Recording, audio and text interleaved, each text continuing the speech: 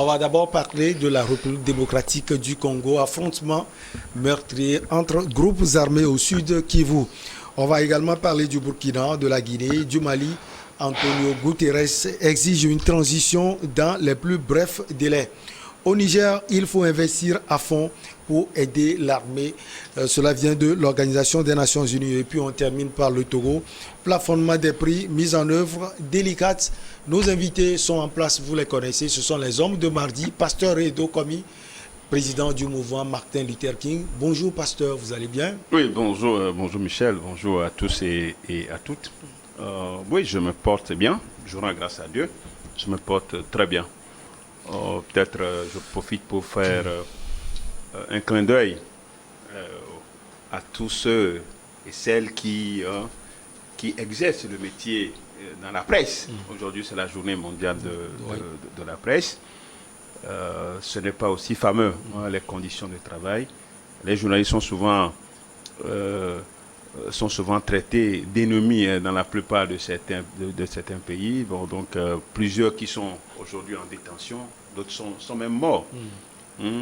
D'autres sont pris en otage de par le monde. Donc, c'est l'occasion pour nous de dire aux dirigeants et à tous ceux qui ont des gros intérêts dans leur pays respectif de pouvoir honorer les journalistes et les informateurs. Les journalistes font du bien. C'est vrai quand même que quand... Honorer donc Adam. Honorer les journalistes de manière générale, y compris Adam. Y compris Adam, qui a une vision sur l'Afrique. Et c'est ça le nom de son journal. Bon, donc, j'ai une pensée pour tous ces journalistes-là qui sont en détention et ceux qui sont pris en otage et inviter les uns et les autres à honorer les journalistes pour cette activité, cet exercice, ce boulot qui est vraiment très délicat en matière d'information. Donc, aussi, il faut rappeler que le Togo, ces derniers temps, selon le Reporters sans frontières, le Togo a dégringolé, a chuté de la 74e place à la 100e place. Donc, le Togo a dégringolé de 26 places en 2021. Donc, vous comprenez qu'il y a eu un véritable recul. Il y a eu un recul. Et la cause, vous savez, les bourdes de la HAC, il y a les bourdes de la HAC, avec des arrestations, le retrait des récépissés, la suspension que nous avons connue. Donc ça ne nous honore pas. De la 114e à la 100e place, ça n'honore pas le Togo.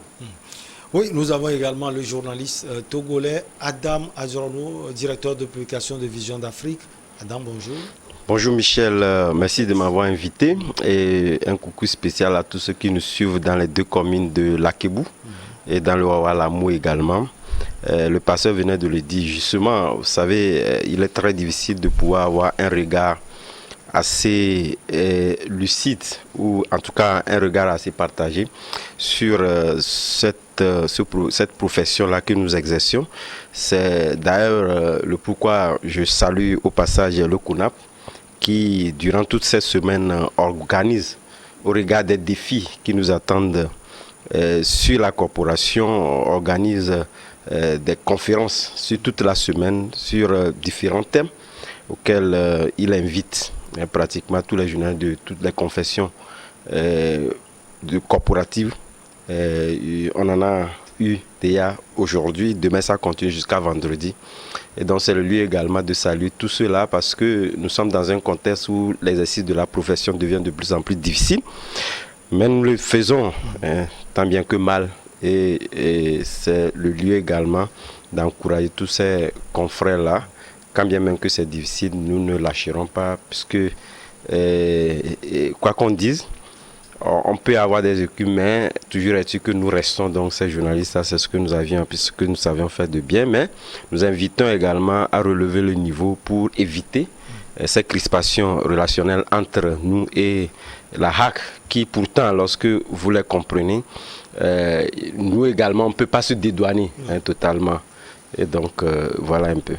Nous prenons la direction de la République démocratique du Congo. Des combats entre groupes armés ont fait 6 morts ce week-end au sud Kivu, dans l'est de ce pays, illustrant la difficulté d'obtenir des avancées lors des consultations comme celle engagée à Nairobi, au Kenya. Ces affrontements en territoire de Fizi ont opposé les groupes représentant la communauté des Banyamilenke, Congo-Tutsi, aux lointaines origines rwandaises, à une milice communautaire Maï-Maï.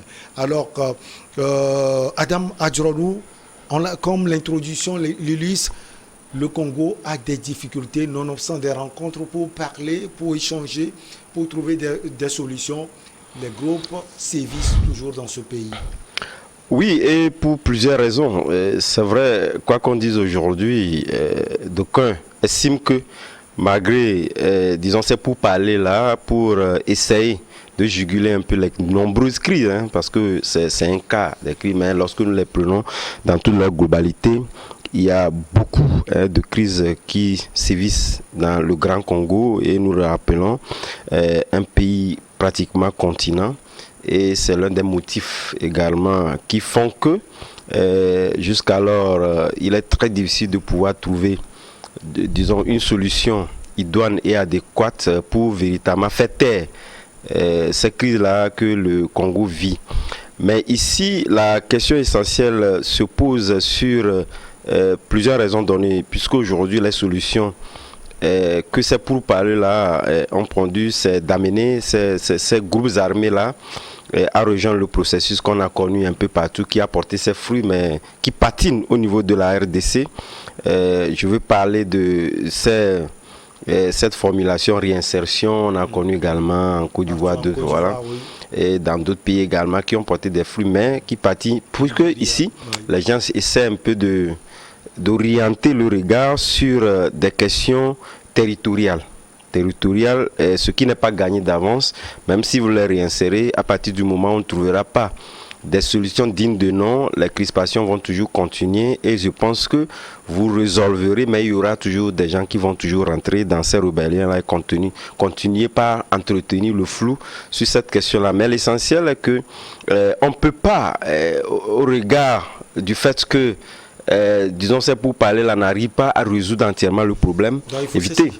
Il faut toujours continuer. Il faut toujours continuer, puisque je ne pense pas que la question de la force pour résoudre une question, que ce soit politique ou militaire, serait beaucoup plus indiquée. Et il faudrait toujours qu'on puisse privilégier la voie du dialogue.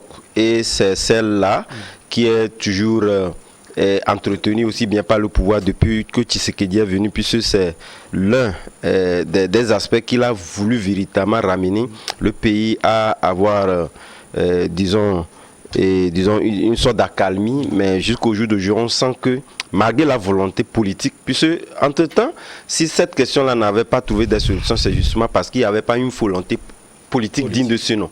Mais il y avait d'ailleurs même des gouvernements, si nous prenons d'après certaines études où pratiquement au niveau du gouvernement Tshisekedi c'était même entretenait même ces groupes armés là contre d'autres d'ailleurs même. Mais aujourd'hui cette volonté politique exprimée par Tshisekedi tend à ne pas donner des fruits et ça voudrait dire que la profondeur, ça voudrait démontrer la profondeur de la question qui interpelle d'autres aspects. Et je pense que ces aspects-là, il est arrivé à pouvoir les résoudre compte tenu du fait que c'est un pays également qui est frontière à plusieurs pays. Et lorsqu'on parle de cette crise-là, cela interroge également d'autres pays, puisque d'abord ce sont des communautés, d'ailleurs c'est le cas pratiquement de l'Afrique, qui interpellent d'autres communautés qui sont dans d'autres pays.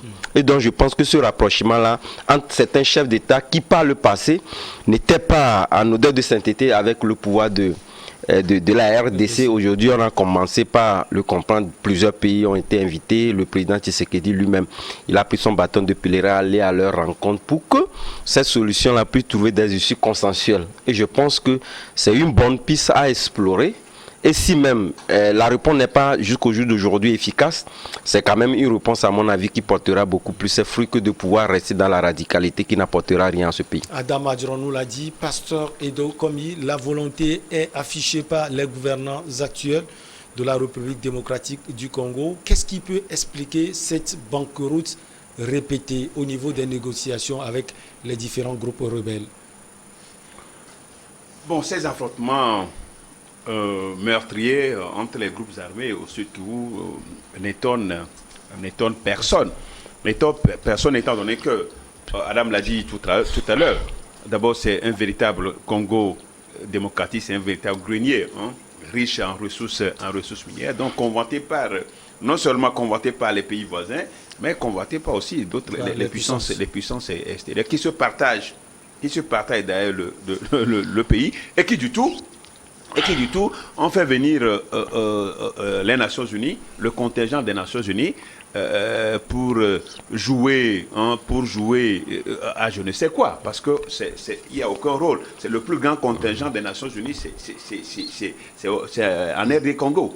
C'est en RD Congo, et du coup, on ne peut pas comprendre qu'il y a tous ces hommes-là, ces bérets, ces casques bleus qui sont là et qui n'apportent rien et qui ne s'interposent pas et qui laissent les groupes armés commettre leur forfaiture et empêcher les autorités de Kinshasa, c'est-à-dire les autorités, les dirigeants de ce pays, de pouvoir organiser l'État. L'État n'est pas organisé parce que quand vous prenez ces zones-là, Sud Kivu et autres, c'est des zones où les bandits, ces rebelles font roi. Ouais. Hein, c'est la loi.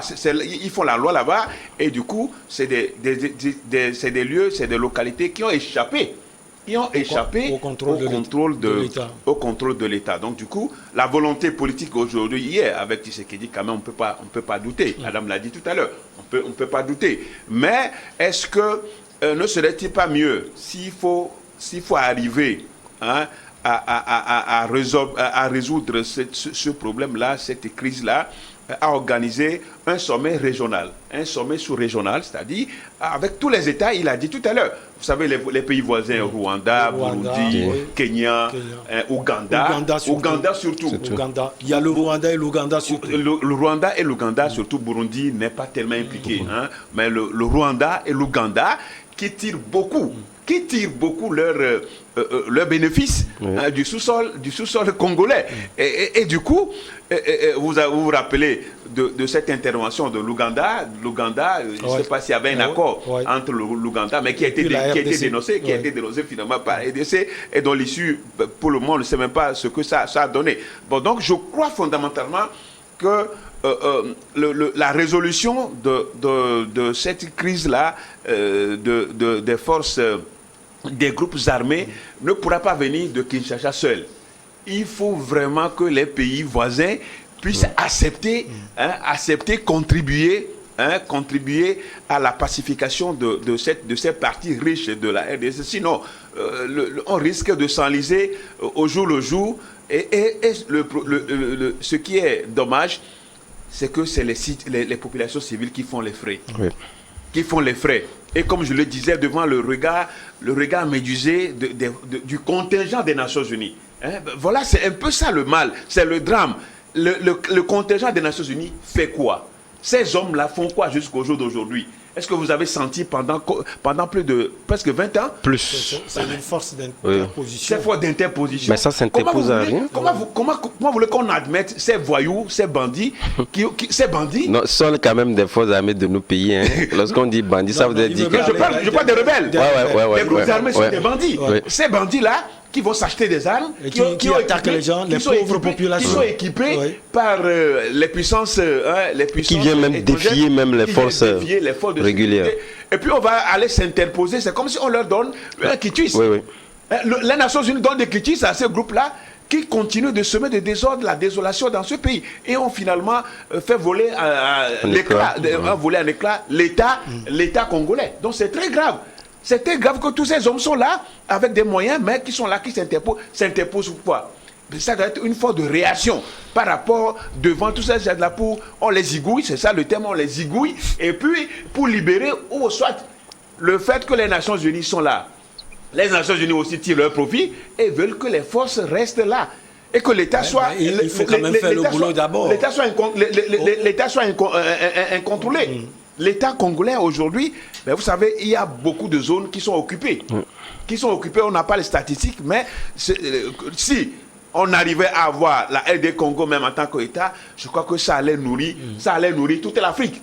Donc il faut créer ces zones d'instabilité pour profiter, parce que quand les forces d'ONU, les forces d'interposition vont quitter, alors il n'y aura plus de raison que les gens puissent tirer leur profit. Donc c'est très dommage pour la RD Congo. Et ça, comment on l'appelle, comment on l'appelle, l'unité africaine, l'Union africaine n'est pas tellement préoccupée par la situation de RD Congo, mais on est plutôt préoccupé par la situation au Mali, en Guinée et au Burkina Faso. On marque une petite pause. Je sais que Adam veut réagir. On va marquer la pause et on vous retrouve pour la suite.